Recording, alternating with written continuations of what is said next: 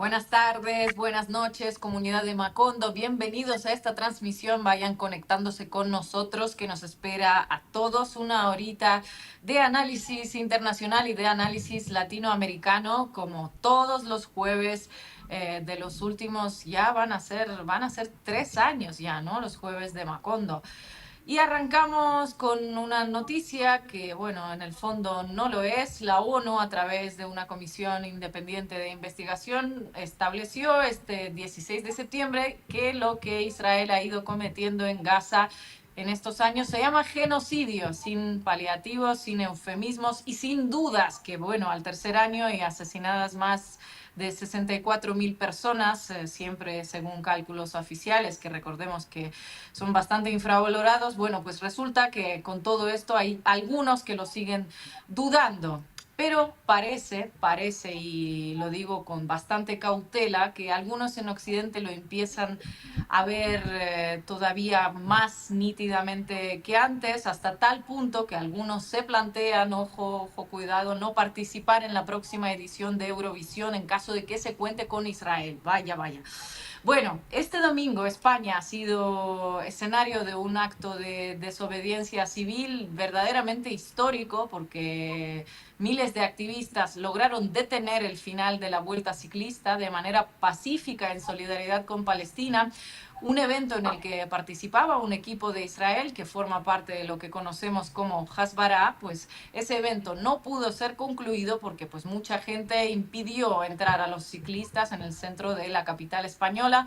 Y hoy hablaremos con amiga nuestra, con periodista española Irene Sugasti, que estuvo ahí junto con otros tantos compañeros. Y luego volveremos al Caribe, porque hace unos días Estados Unidos volvió a atacar lo que llaman una narcolancha. Viene a ser ya la tercera embarcación desde que comenzó este inédito despliegue militar en el Caribe que venimos siguiendo en este programa. Así que hoy toca analizar qué es lo que pasa y qué se viene a partir de ahora.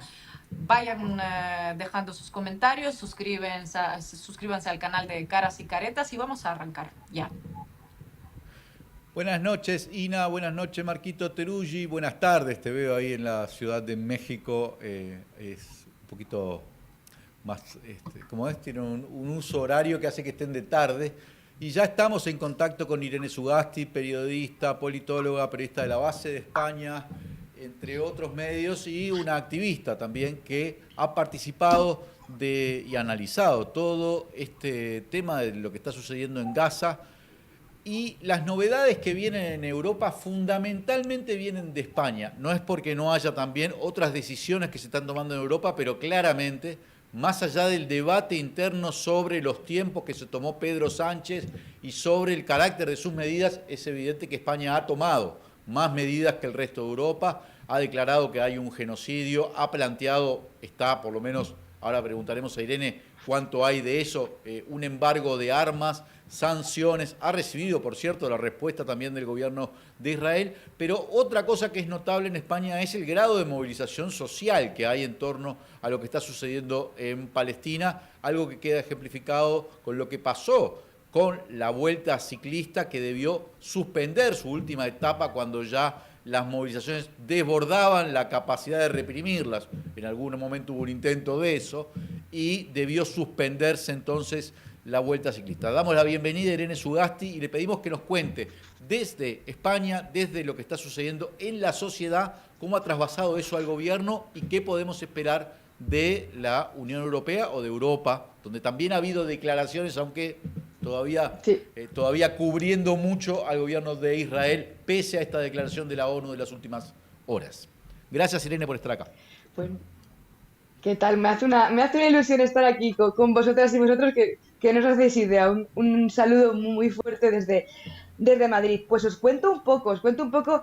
Me duele ser un poco aguafiestas en el sentido de que sé que hay mucha gente que tiene sus esperanzas puestas en el gobierno de España, porque claro, es verdad que comparativamente con el resto de Europa, pues parece que por lo menos simbólicamente es el que está teniendo unos gestos pues quizás más claros, ¿no? Llamarle genocidio al genocidio, anunciar que va a tomar medidas que todavía no ha tomado realmente, por ejemplo, para un embargo de armas real, porque hasta ahora España comercia armamento con Israel y de hecho está en el mejor momento de las relaciones comerciales con este país en muchísimos años, pero sí que hay una cosa diferencial y sí que de la que creo que podemos sentirnos orgullosos como sociedad, la gente que habitamos el Estado español, vengamos de donde vengamos, y es que la sociedad española es la que ha empujado al gobierno a tener esta posición.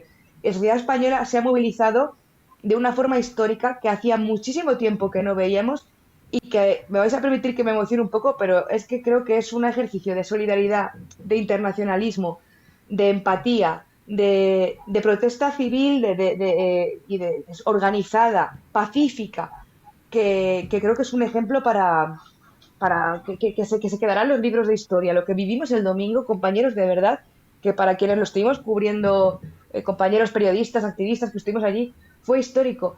Eran cientos de miles de personas en una capital como Madrid, blindada con un dispositivo policial que no se conoce, que no se había visto en Madrid desde las cumbres de la OTAN. Eh, Como digo, gente con voluntad de hacer una protesta pacífica, pero una protesta, porque todos los derechos se conquistan protestando, nada se ha conseguido calladito, ¿verdad? Y con una idea muy clara, que era expulsar al equipo israelí de esa carrera ciclista, esa vuelta ciclista a España. Esto no empezó en Madrid, empezó muchos días antes, 21 días antes, 5 personitas en Cataluña, en Figueras, se pararon delante del pelotón ciclista. 5 personas. Pues aquello fue creciendo. De repente ya en Asturias eran más, en Bilbao fueron muchísimas y pararon la carrera, luego llegó Valladolid y así por todo el territorio hasta llegar al final, que era España. Nos ha intentado criminalizar de muchas formas, diciendo que, bueno, que por supuesto, pues la típica pack de crítica habitual que utiliza Israel para atacar a cualquiera que cuestiona su genocidio, ¿no? Pero también se ha hablado de que eran protestas violentas, de que se ponía en peligro a los deportistas de la carrera.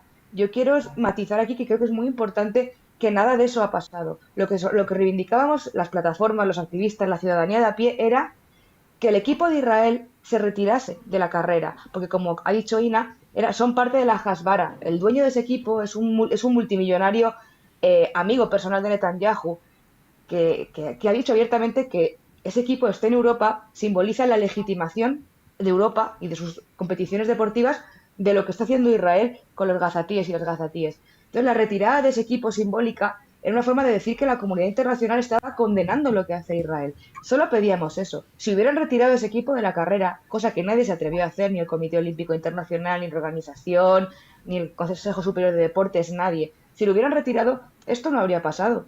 Pero la apuesta de Israel era llegar hasta la meta para demostrar que tenían el respaldo de Europa y de las competiciones internacionales. Y lo que hizo la sociedad civil española fue decir, no, no lo tienes. Tienes el rechazo de un pueblo, tienes el rechazo de cientos de miles de personas en cada uno de los territorios, de todas las carreteras, pueblitos, ciudades, que se plantaron a decir que no, sin hacer daño a los deportistas, sin hacer daño a los trabajadores y las trabajadoras, simplemente sacando banderas palestinas, protestando y cortando un recorrido. Creo que como ejemplo como digo, pues de derecho a la protesta y de derecho a la rebeldía, es de los más hermosos que hemos podido ver en los últimos tiempos en relación con Palestina. Irene, gracias por estar acá en Macondo. Te preguntaría un poco más sobre este tema, pero ¿a qué atribuís como el grado de movilización que se vive allá? Pensándolo en términos europeos, ¿no? Porque efectivamente desde el Uh -huh. inicio hemos visto que han sido movilizaciones importantes, hubo en varias capitales europeas, pero tal vez ha llegado al punto incluso que lo que se ha protestado ha presionado al gobierno. Tal vez es de los pocos gobiernos que se han sentido presionados, pero ¿a qué Uh atribuís -huh. esa como capacidad de movilización, de reacción ante esto que está pasando? Bueno, creo que porque las evidencias del genocidio, estamos hablando de este informe que salió ayer, pero las evidencias cotidianas, día a día, televisadas, son tan obvias que no hay hasbara, que no hay propaganda sionista, que no hay negación del genocidio posible que pueda tapar la realidad que estamos viendo día a día, que vemos a través de las redes sociales, que vemos a través de los testimonios, que vemos a través de los periodistas que están en Gaza, que vemos a través de los informes de organizaciones internacionales y la sociedad europea, mucha parte de la sociedad europea. Por supuesto, pues como digo, hay países que están a la vanguardia, es el caso de España, en Irlanda también hay una posición muy importante, hay unas movilizaciones muy fuertes también, por ejemplo, en Francia, en Bélgica, perdón, eso tiene que ver con que la causa palestina y el genocidio están activando, yo creo, están tocando teclas que tienen mucho que ver, como os decía, con esa solidaridad internacionalista de mucha gente que entiende que legitimar ese genocidio es abrir una puerta muy oscura en Europa, una puerta que ya abrimos hace menos de un siglo y que sabemos a dónde nos lleva, ¿no? Los paralelismos son demasiado evidentes y que además es legitimar esa impunidad no se va a limitar a Gaza, no se va a limitar a Gaza, ni al Líbano, ni a Siria, ni a Irak, ni a Irán, no, va a generar una detonación absoluta del sistema de derecho internacional y de ese sistema internacional basado en reglas, si es que todavía quedara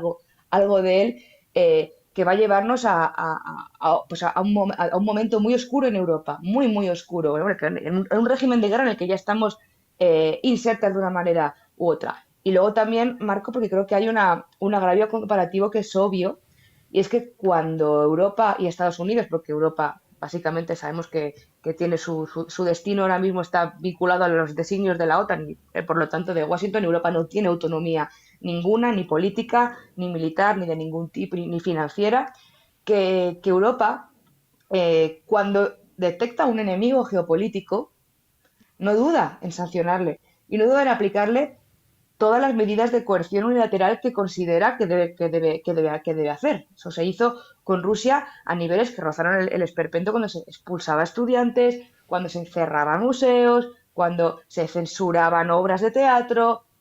Sin embargo, Europa no ha hecho nada ni remotamente parecido con Israel, lo cual quiere decir que las sanciones no son neutrales, como muchos ya venimos diciendo mucho tiempo, sino que las sanciones son castigos contra quien se considera una amenaza, un enemigo geopolítico, y que sin embargo, cuando con Israel se deberían aplicar por la misma, porque se están cometiendo delitos de genocidio, crímenes de guerra, etcétera, etcétera, no se hacen. ¿Por qué? Porque Europa está de parte de Israel. Europa colabora activamente con el genocidio. Y hoy anunciaba la presidenta de la Comisión Europea, Ursula von der Leyen, anunciaba que iba a plantear un paquete de sanciones al Consejo de la Unión Europea para hacer algo, porque claro, ya es tan evidente, es tan flagrante esta barbaridad que algo tienen que hacer. Pues bueno, hemos estado analizando ese paquete de sanciones y es un fraude, Marco, es vergonzoso. Lo que plantea von der Leyen es que puede modificar algunos puntos, pues unos puntos muy, muy clave, muy específicos del acuerdo de asociación preferencial que tiene la Unión Europea con Israel, pues que implicarían alguna suspensión comercial, alguna desventaja arancelaria con respecto al privilegio que tiene ahora Israel en la Unión Europea, pero que no modificarían en absoluto ninguna de las condiciones importantes que le harían daño a Israel para que el genocidio cesara. No tocan la cuestión del comercio de armas, no tocan la cuestión de todo el intercambio de tecnología, de inteligencia, de ciberseguridad, no toca toda la cuestión que tiene que ver con el gran flujo comercial de importaciones y exportaciones a Israel. El 32% de lo que ingresa a Israel en total en el comercio viene de la Unión Europea. Si la Unión Europea aplicase a Israel las sanciones que ha aplicado a otros enemigos, a lo que sí que considera enemigos geopolíticos, por ejemplo Rusia, si sacara a Israel del sistema SWIFT, si congelara los activos de las grandes empresas sionistas, si sancionara de verdad a empresarios, a generales, a altos cargos, a funcionarios, Israel, yo no tengo duda, compañeros, colapsaría, porque el cordón umbilical de Israel es el dinero de Europa y el dinero de Estados Unidos. No tiene más aliados en el mundo, no tiene más perchas a las que engancharse, a diferencia de otros escenarios geopolíticos. Por eso, que la Unión Europea activase las sanciones que es capaz de hacer, que puede activar ya, que no hace falta que haya una mayoría cualificada de los 27 Estados miembros, ni hace falta que una comisión de juristas y expertos se pongan a estudiar durante meses. Medidas que se pueden aplicar hoy mismo con la ley en la mano. Israel colapsaría, pero eso no va a ocurrir porque la Unión Europea, pese a que nos digan que es un organismo internacional al que se le presupone un respeto al derecho internacional y una cierta neutralidad en torno a los conflictos internacionales que no le tocan directamente, eso no es cierto. La Unión Europea está de parte y es una colaboracionista fundamental para que el genocidio continúe. Y en tanto eso siga así, solamente la presión social puede hacer que esto cambie y que los gobiernos tengan que empezar a hacer aritmética electoral y tengan que empezar a calibrar cuál puede llegar a ser el nivel de tensión y de consecuencias en la calle y en el malestar social para tomar medidas. Por eso es tan importante y tenemos ejemplos como el apartheid en Sudáfrica. Importó mucho toda la campaña de boicot, de subvenciones y sanciones que hizo que las grandes empresas, los eventos culturales, musicales, artísticos, dijeran, uy, yo no quiero estar con el estado del apartheid sudafricano porque yo pierdo con esto, porque yo pierdo prestigio, pierdo poder, pierdo capital, pierdo capacidad. La mejor y la única herramienta que ahora mismo desde Europa tenemos para poder ayudar en Gaza es esa, es la presión social, los boicots, las desinversiones y las sanciones desde la ciudadanía. No podemos esperar gran cosa, por desgracia, de nuestros gobiernos, porque fijaros, y creo que este ejemplo es el más claro. Hoy el gran debate en Europa es este paquete de sanciones que os digo, el reconocimiento del Estado palestino, que sabéis que todavía no es un consenso en toda la Unión Europea, y si salirse o no salirse de Eurovisión, que es el festival de la canción este que tenemos en Europa que genera tanto, que es como nuestra liga de fútbol de, de la música, ¿no? Estamos hablando de eso. Mientras, en Tel Aviv hoy Smotrich estaba diciendo que va a aniquilar Gaza, que no va a haber Estado palestino posible, ni Gaza ni Cisjordania, que se van a repartir las migajas y que van a hacer resorts y hoteles con ello. O sea, ¿dónde está Europa que se ubique? Estamos hablando todavía de la solución de dos estados. Cuando Israel ha dicho Netanyahu ayer y Smotrich hoy que no va a haber lugar a Estado palestino posible, que les van a borrar de la faz de la tierra, que les van a expulsar o asesinar. Creo que es un ejemplo muy evidente de dónde está la realidad del genocidio y dónde está la narrativa, el discurso y el relato de los políticos europeos que no están dispuestos a hacer nada de verdad por pararlo. Irene, amiga, muchísimas gracias por estar aquí. Es un placer. Es la primera vez en 3 años. Me sorprende por qué no has estado antes en Macondo. Yo más adelante quiero que volvamos un poco, quizás entre todos, a hablar un poco sobre las sanciones y esas comparaciones que se hacen entre Rusia e Israel. Pero antes te voy a Hmm. preguntar cómo evalúas la respuesta institucional a lo que pasó el domingo en Madrid, porque te escuchaba en la base y estabas ahí repasando, ¿no? Todo ese despliegue policial que parece ser que solo lo superó la cumbre de la OTAN en Madrid de 2022. ¿Cómo se sintió eso? ¿Cómo lo habéis vivido? Por un lado, la respuesta institucional y por otro lado, la respuesta mediática, porque yo no sé si es que estoy lejos de España, pero lo que oigo es como mucha gente solidarizándose con los ciclistas antes de todo lo demás, ¿no? Ay, los ciclistas no han podido terminar la carrera, pero cómo han sido tan violentos, que solidaridad con los deportistas. Estas dos cuestiones quería que expliquemos un poquito más. Pues primero, claro, como en las películas, ningún ciclista ha sido herido durante estas protestas. Creo que uno hace unos días tuvo un tropiezo con un policía, pero nadie ha salido herido. De hecho, el cómputo de heridas, creo que había una decena de agentes con heridas leves, levísimas, y dos manifestantes con heridas, es un cómputo realmente ridículo para el nivel de tensión y de movilización que vimos en la calle. Insisto, 100.000 personas según la organización, según mis ojitos, que ya llevo muchas manifestaciones vividas a lo largo de mis 37 años en la Tierra, diría que éramos bastantes más de 100.000. Pero bueno, vamos a quedarnos con la cifra oficial. 100.000 personas en Madrid, que no es baladí en absoluto. Y además, como digo, con un dispositivo policial solamente comparable a la OTAN y a la coronación de nuestro rey Felipe VI. Sabéis que protegemos la OTAN y protegemos la corona. En España somos gente muy de ley, gobierno español. Entonces, con ese escenario, el dispositivo policial creo que ya era un mensaje, porque 100.000 personas que van a protestar pacíficamente no necesitan que despliegues 2.500 agentes policiales, brigadas antiterroristas, perros policía, la brigada de subsuelo, que es la que vigila el underground de Madrid, drones, antidrones, helicópteros, tanquetas militares 6x6. Eso era un mensaje del gobierno de España y de la Comunidad de Madrid, de las dos administraciones, del Ayuntamiento de Madrid, para decirle a los manifestantes, ojo, cuidado, como la protesta escale, como se os ocurra tener algún tipo de repertorio de acción diferente al de estar un poco tranquilitos, vamos a actuar. Entonces es un poco hipócrita que me despliegues ese pedazo de dispositivo policial en la ciudad y luego salga el presidente del gobierno y los ministros diciendo que están muy orgullosos de la sociedad civil española. Pues, señor presidente del gobierno, Pedro Sánchez, si usted está orgulloso de haber estado con nosotros agarrando las pancartas, que era lo que había que hacer. No, no mandándonos a los militares y a los policías municipales a que golpeasen a la gente que protestaba. Eso, por un lado, retrata, creo, la hipocresía del gobierno. Pero lo que sí que ya es flagrante, compañeros, es cómo la derecha española, que yo hago de broma que yo digo que la derecha española es católica, apostólica, sionista, porque se ha alineado de la manera más,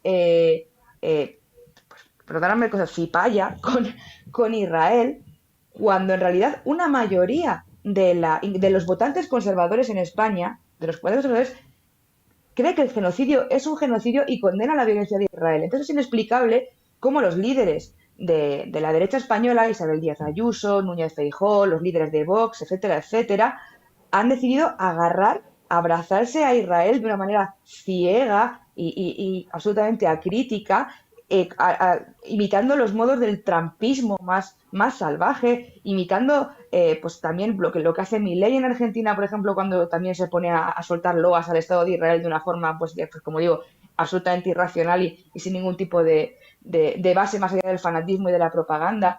Pues eso es lo que la derecha española está haciendo, hasta el punto de negar el genocidio, hasta el punto de decir, como decían ayer, que la ONU no era competente para decidir qué es un genocidio o no. Entonces, si no es competente los investigadores independientes de la ONU, yo no sé quién lo puede, ni la Corte Penal Internacional, yo no sé quién lo puede ser ya. Y hasta el punto de que fijaros qué nivel de crueldad tiene la derecha española ahora mismo y de desnorte ideológico, que se subieron al coche de la organización de la Vuelta Ciclista porque pretendían entrar en Madrid como abanderados de esa victoria simbólica que Israel pretendía tener, llegando al podio del Ayuntamiento de Madrid en la Plaza de las Cibeles y colocando al equipo de Israel en el centro literal metafórico de la ciudad. Y no lo consiguieron. Claro, y eso les ha escocido mucho. ¿Y qué ha ocurrido? Que se ha sacado toda la artillería de la propaganda. Se han criminalizado las protestas, diciendo que eran violentas.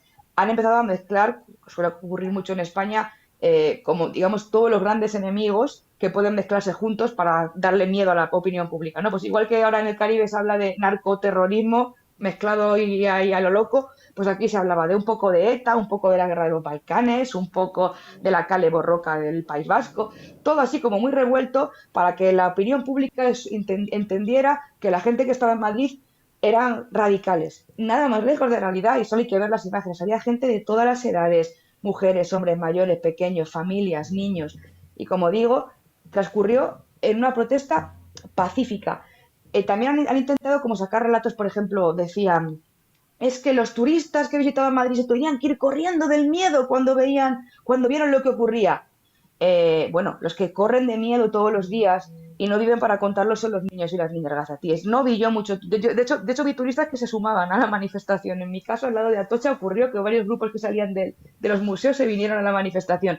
Pero creo que es absolutamente una distorsión de la realidad lo que quiere contar la derecha. Y como digo, ni siquiera los ciclistas sufrieron gran daño y una parte importante de la organización y de los ciclistas que participaban, de hecho, también consideraban que el equipo de Israel tenía que salir de la competición porque quien realmente les ponía en peligro es el equipo de Israel estando allí porque estaban realmente, pues eso, peligrando y cuestionando todo este evento deportivo. Y esta es solo una llamita, porque continúan las vueltas. Ahora va a empezar una vuelta, creo, en Francia o en Italia.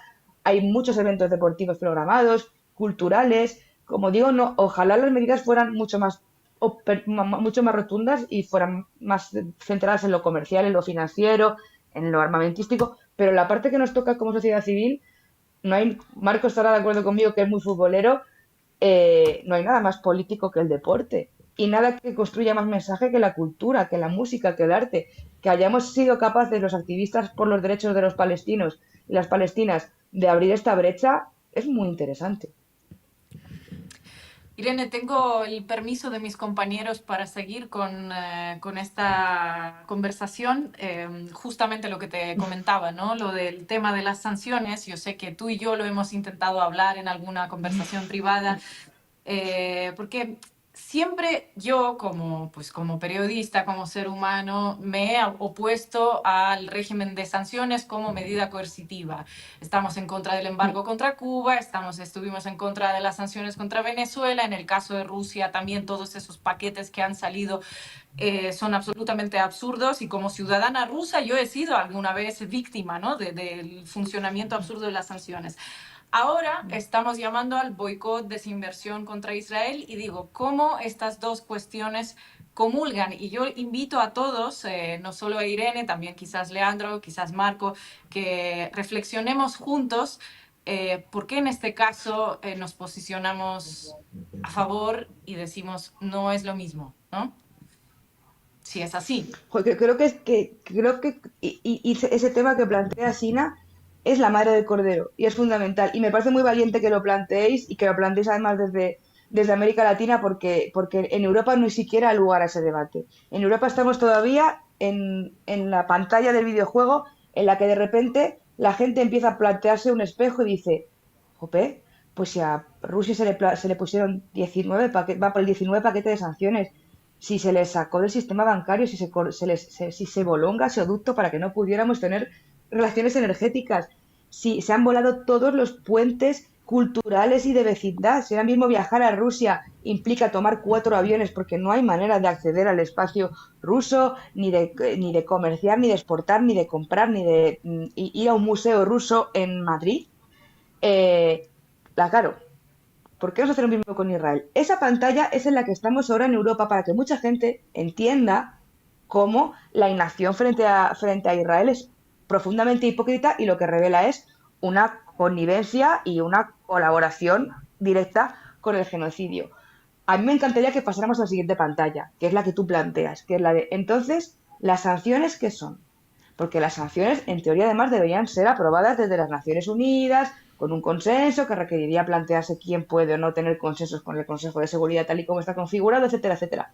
Pero cuando se toman unilateralmente, las sanciones son siempre una herramienta en manos del colonialismo, del imperialismo y del opresor para destrozar al que considera la amenaza, al que considera el enemigo.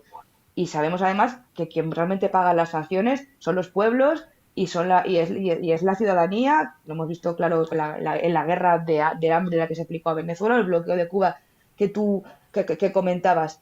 Entonces creo que por lo menos lo que habría que plantear es una reflexión interesante sobre realmente para qué sirven las sanciones y como mecanismo que queremos ver que son mecanismos de castigo geopolítico y en ningún caso son medidas ni neutrales ni basadas en derecho internacional. Por eso quien más sanciona es Estados Unidos y Europa y quien más ha sancionado pues son los mismos de siempre. Y además aquí me planteo, y esto es una duda que os planteo para que la debatamos, yo cuando ocurrieron las sanciones a Rusia, de verdad me horroricé, porque vi hasta qué punto funcionó esa propaganda de castigo contra todo lo ruso, que censuraba voces de periodistas independientes, que expulsaba estudiantes de las universidades, que amenazaba a vecinos en sus comunidades, que cerraba negocios. Nada de eso se ha planteado hacer con Israel. Nada de eso ni siquiera es un debate en la opinión pública. ¿Cómo colocamos ahí entonces el movimiento BDS? Pues yo creo que hay que colocarlo siempre desde la óptica de el antiimperialismo, el anticolonialismo y la liberación y la cuestión de la liberación nacional palestina. Y ahí vemos y ponderamos cuándo las sanciones son justas y sirven para realmente prevenir, parar y sancionar un genocidio, y cuando las sanciones son herramientas geopolíticas del poder y del imperio para que los que tiene bajo la bota no levanten cabeza. Y a partir de ahí asumamos que no son neutrales y que cada uno está de su parte. Yo desde la mía reivindico que se sancione a Israel y que se ejerzan este tipo de mecanismos contra los responsables. Pero de la misma manera reivindico, creo que lo que se hizo en el caso del escenario ruso-ucraniano fue un castigo imperialista que venía dictado desde la OTAN para generar una ruptura real de las relaciones de vecindad de Europa con Rusia. Ina, me gustaría participar de este planteo que hiciste. Por Me favor, parece que me interesa me además parece importante cómo lo... hacer distinguir algunas cosas. El problema, en la Carta de la ONU, ¿sí? Hay un capítulo que es el capítulo 7, ¿sí? Que se podría aplicar completamente al caso de Israel y estaría bien. Vamos a hablar, claro, para mí. No es solo sanciones, el capítulo 7 te permite armar un ejército, intervenir en este momento, en ese genocidio, y agarrarte a tiros con Israel. Y a bombazos y con aviones, está todo explícito ahí, porque vos vas viendo capítulo a capítulo y te dice cuándo puedes usar aviones, misiles, guerra, todo. Porque lo que está cometiendo Israel, ¿sí?, es un genocidio contra un pueblo básicamente desarmado. No hay, incluyendo a todas las milicias palestinas, Hamás, las que quieras, Palestina no ha logrado demostrar, Gaza menos, ni siquiera tener un avión. No tiene aviones, no tiene tanques, no tiene artillería antiaérea, por supuesto no tiene bombas atómicas como tiene Israel, no tiene nada. No es un ejército regular, convencional. Entonces, el desequilibrio de fuerzas que está planteado es lo que nos permite decir que ahí no hay una guerra, hay un genocidio.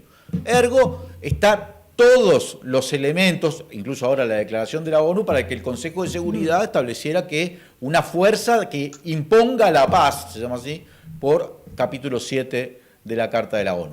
No tiene nada que ver con el caso ruso-ucraniano, porque ahí uno puede decir, Rusia no debió invadir o hacer una operación militar en territorio ucraniano, pero no puede desconocer que antes de eso, durante 8 años, Ucrania estaba teniendo operaciones militares con una parte de Ucrania, con la zona este, con la zona del Donbass, vos conocés muy bien, y además no solo estaba armado, sino que después la OTAN, Estados Unidos y Europa se encargaron de armarlo hasta el día de hoy, lo están armando, si no Ucrania no tendría ninguna posibilidad de resistencia. Entonces, ahí uno puede plantearse qué es lo que está sancionando, porque cualquiera se puede dar cuenta de que lo que está sucediendo en Ucrania es una guerra proxy de la OTAN. Lo que está sucediendo en Gaza es un genocidio, llevado adelante con un Estado contra la población de una región palestina que además es pequeña, que llevaba 17 años bloqueada y que ha demostrado no tener fuerzas armadas, no en condiciones convencionales. En todo caso podría tener armas de infantería, no tiene tanques. O sea, no hay nada que haya demostrado que eso es un genocidio. Entonces, la aplicación ahí de sanciones o de la imposición de la paz, la imposición que es prácticamente mandatoria si uno sigue la propia Carta de la ONU. Eso no tiene nada que ver ni lo que sucede en Cuba, ni lo que sucede en Irán, ni lo que sucede en Venezuela, ni lo que sucede con cualquier país, y esto con independencia de lo que vos pienses sobre el sistema político de esos países, sobre si existen o no presos políticos, represión, porque no es ahí donde se justifica ese bagaje de sanciones y política beligerante de la comunidad internacional. Se justifica justamente en una situación como esta, en un genocidio. Es ahí donde tenés que aplicar sanciones. Y no se aplican claramente porque es un país que forma parte de esa alianza con los Estados Unidos. Aunque, insisto, yo creo que las medidas que está tomando España, más allá de que anoto todo lo que dice Irene sobre relativizar algunas de ellas, son medidas muy de avanzada en el concierto internacional. Quizá discutible si vemos las que han tomado Petro, o las que ha tomado Lula, o las que ha tomado Gabriel Boric, pero estamos hablando de que España realmente está haciendo un planteo que en Europa, bueno, Irlanda lo habría hecho, pero un país del poder de España no lo había hecho hasta ahora. Y sumo que ahora también hicieron un comunicado conjunto, y es bien interesante porque se va construyendo algo ahí, pidiendo la seguridad de la flotilla global, que firma España, con Brasil, con México, lo firma con Sudáfrica, con un montón de países, y eso también es algo a atender, porque esa flotilla ahora está en territorio de Sicilia, creo, al este de Sicilia, pero van a salir ahora hacia Gaza, e Israel está amenazándolos. Ahí también me parece que hay un punto a mirar, porque creo que va a suscitar respaldo, no solo de algunos estados, como hasta ahora, sino también movilización social, por lo menos en aquellos países donde hay muchachos o muchachas que están participando en la flotilla, como es el caso de España. Bueno, eso es para mí la distinción, Ina, no me genera una gran controversia. Una cosa es una invasión y otra cosa es Cuito Cuanavale en Sudáfrica. Ahí se justifica cualquier cosa, andá, caele con un ejército y partirlos al medio, porque están haciendo un genocidio. Y eso no se puede confundir los tantos o los términos de lo que está sucediendo. Lo de Rusia puede ser muy cuestionable, lo hemos discutido vos y yo muchas veces, pero no es algo que justifique que todo el aparato mundial se comporte como no se comporta con Israel. A Rusia le sacaron hasta de los campeonatos de fútbol, le sacaron del campeonato de la FIFA, no de Eurovisión, lo cancelaron, le hicieron bullying. ¿Sí? Y a Israel lo tienen ahí, y si no es la gente, estaban ahí corriendo una vuelta ciclista. Perdón por sí, esto. también si estamos viviendo en ese mundo basado, el orden mundial basado en reglas, ¿no? ¿En qué reglas está basado? Si nos guiamos únicamente por ese orden mundial, entonces a Israel se le deberían aplicar las mismas reglas que se le han aplicado a Rusia, que se le han aplicado a Venezuela, a Irán o lo que sea. O sea, esta sería para mí la respuesta como sencilla, fácil para la gente que no quiere ir más allá, ¿no? Pero aquí me interesaba pues la opinión de todos ustedes, por eso lo planteé. Yo, solo una cosita muy breve, pero ¿se acuerdan cuando la Corte Penal Internacional dictaminó que Israel podía estar cometiendo un genocidio o crímenes de lesa humanidad? Y ahí le dijeron al fiscal general, le dijeron algo que es muy gráfico, es la Corte Penal Internacional es para algunos países, para estos países no. Bueno, así funciona el mundo. Hay una serie de países que venían dominando y tienen instrumentos para países que no son de ese club. Internamente no aplican la medicina que aplican hacia afuera. Ahora, y eso me parece que fue muy gráfico en el caso de la CPI porque se lo dijeron. O sea, usted no lo puede aplicar a un miembro de este club. Lo que pasa con el tema de las sanciones, además yo creo que hay un efecto boomerang bastante evidente, notorio y preocupante para los que las están aplicando. O sea, no puedes, digamos, comprender el fenómeno de aceleración de las tendencias integracionistas de todo el universo heterogéneo por fuera de aquello llamado el occidente colectivo, sin la dinámica de las sanciones, digamos. O sea, hay un conjunto de alianzas que se tejen de países que son básicamente países afectados por las sanciones de Estados Unidos.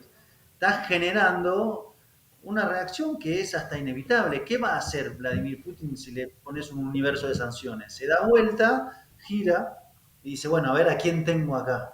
¿Qué hace Nicolás Maduro? ¿Qué hace Teherán? E incluso diría, hay alianzas, no sé si contra natura, pero de ni siquiera gobiernos que comparten muchos proyectos internos, pero comparten que si no se juntan, no aguantan. Y yo creo, pues plantearía, porque estoy muy de acuerdo con lo que comentas, Marco, que en ese juego de espejos, que yo creo que desde América Latina lo veis con mucha más claridad, porque en Europa el bombardeo, la propaganda ha sido tal que es mucho más complicado ir deconstruyendo todas estas capitas, ¿no? Pero, por ejemplo, hablábamos de la flotilla. La flotilla ya ha sido atacada 2 veces. Ya ha habido 2 drones. La anterior flotilla de junio también tuvo un ataque con drones explosivos. Hace 10 años murieron 9 personas en una flotilla similar. Si realmente el gobierno de España tuviera vocación de proteger a los activistas de la flotilla, donde hay políticos, exparlamentarios, altos cargos, etcétera, ya estarían los buques de la Armada Española escoltando esa flotilla. Eso no ha ocurrido.